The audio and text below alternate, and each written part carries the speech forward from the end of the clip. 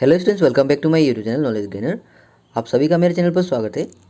आशा करता हूँ आप सभी स्वस्थ हैं। आज मैं आप लोगों के लेकर आया हूँ एचएस फर्स्ट ईयर का एनवायरमेंटल एजुकेशन जो एग्जाम आज हो गया आप लोग का, उसका ये सॉल्व क्वेश्चन पेपर। तो आप लोग प्लीज़ इस वीडियो के दौरान आप लोग के जो आंसर्स हैं वो आप लोग प्लीज़ मैच कर लीजिएगा। तो आइए शुरू करते हैं आज का वीडियो। तो सबसे पहले आप लोग अलॉटमेंट ऑफ मार्क्स देख लें।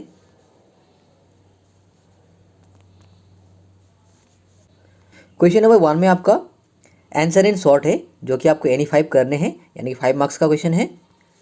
तो सबसे पहले आपका क्वेश्चन नंबर 1 में है डिफाइन जेनेटिक डाइवर्सिटी।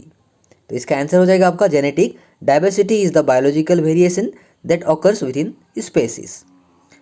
उसके बाद क्वेश्चन नंबर 2 में आपका है right the full form of SDRF, यानी कि एसडीआरएफ का फुल फॉर्म क्या है? स्टेट डिजास्टर रेस्पॉन्स फंड, है कि नहीं। क्वेश्चन नंबर 3 में आपका है व्हाट इज फूड चेन। तो इसका आंसर हो जाएगा आपका the order in which organisms और living things depend on each other for food. Question number 4 में आपका है right the name of a national park of Assam. तो इसका आंसर हो जाएगा आपका मानस नेशनल पार्क। मतलब आपके 7 नेशनल पार्क है कि नहीं। तो आप लोग बाकी जितने भी 7 मतलब नेशनल पार्क में से कोई भी नाम लिख सकते हैं। मैंने यहाँ पे मानस नेशनल पार्क लिखा हुआ है।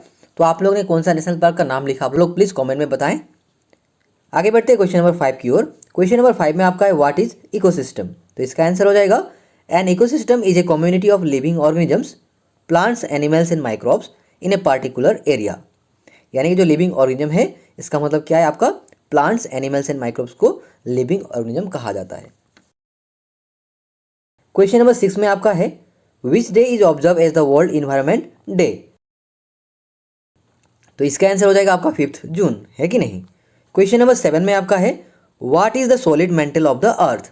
तो इसका आंसर हो जाएगा आपका द लिथोस्फीयर, है कि नहीं।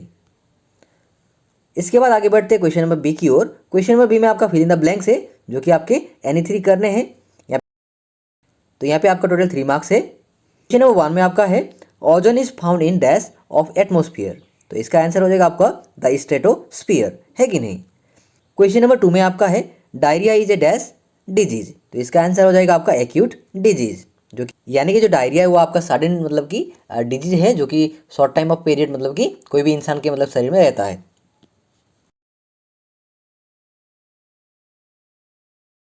नंबर 3 में आपका है Loktak lake is situated in dash. इसका आंसर हो जाएगा आपका मणिपुर स्टेट, है कि नहीं। क्वेश्चन नंबर 4 में आपका है frog is dash level consumer of ecosystem. तो इसका आंसर हो जाएगा आपका सेकेंडरी। क्वेश्चन नंबर 5 में आपका है mandatory road science are generally dash shaped. तो इसका आंसर हो जाएगा आपका राउंड शेप, है कि नहीं।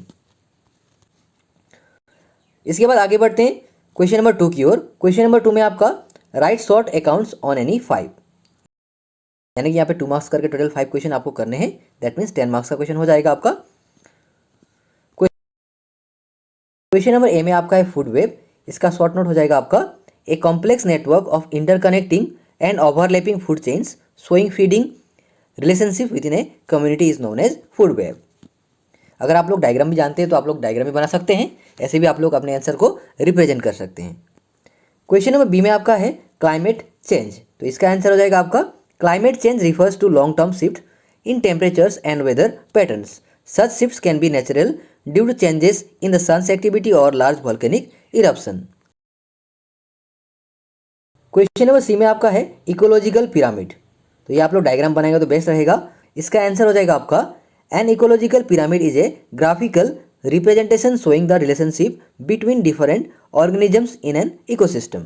इसके बाद आपका डी नंबर में है इन सिटू कंजर्वेशन। इसका आंसर हो जाएगा आपका in situ conservation is the preservation of species and populations of living organisms in a natural state in the habitat where they naturally occur. इसके बाद आगे बढ़ते हैं क्वेश्चन नंबर ई की ओर। क्वेश्चन नंबर ई में आपका है सॉइल पोल्यूशन। इसका आंसर हो जाएगा आपका soil pollution is defined as the presence of toxic chemicals such as pollutants और contaminants in soil in high enough concentrations to pose a risk to human health and or the ecosystem। तो ये हो जाएगा आपका soil pollution का short note. इसके बाद आगे बढ़ते हैं क्वेश्चन नंबर एफ की ओर। क्वेश्चन नंबर एफ में आपका है ट्रॉफिक लेवल। इसका आंसर हो जाएगा आपका the trophic level of an organism is the position it occupies in a food web. Question number G में आपका है the wildlife protection act 1972. This act provides for the protection of the country's wild animals, birds and plant species in order to ensure environmental and ecological security.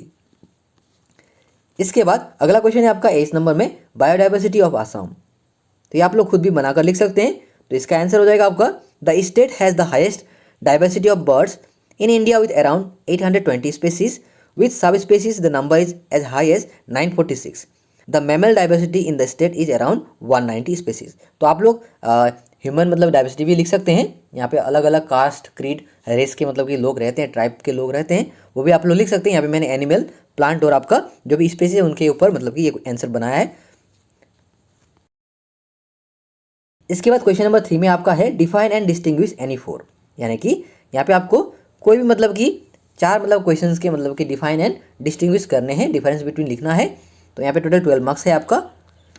तो ये आप लोग questions देख लें, मैंने कुछ मतलब कि डिफरेंस बिटवीन लिख दिया, आप लोग देख सकते होंगे पिक्चर में। तो पहला क्वेश्चन है आपका कंज्यूमर एंड डिकम्पोजर, उसके बाद आपका है food chain and food web, then आपका सी नंबर में है पोल्यूटेंट एंड पोल्यूशन, ऐसे करके आपका डी नंबर में है एटमोस्फेयर एंड बायोस्फीयर, देन आपका ई नंबर में है सीट बेल्ट एंड हेलमेट। ये काफ़ी इजी क्वेश्चन है। यहाँ से आपको अगर आप लोग बॉक्स बनाकर भी आंसर लिखेंगे तो वो भी सही रहेगा, या तो आप लोग पैराग्राफ वाइज भी आंसर लिख सकते हैं। तो यहाँ पे मैंने कुछ मतलब क्वेश्चंस के डिफरेंस बिटवीन लिख दिए, आप लोग देख सकते हैं। जैसे कि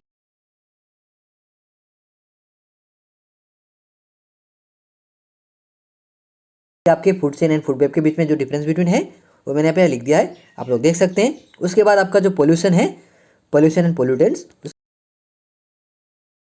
तो आप लोग अपने आंसर के साथ मैच कर लें।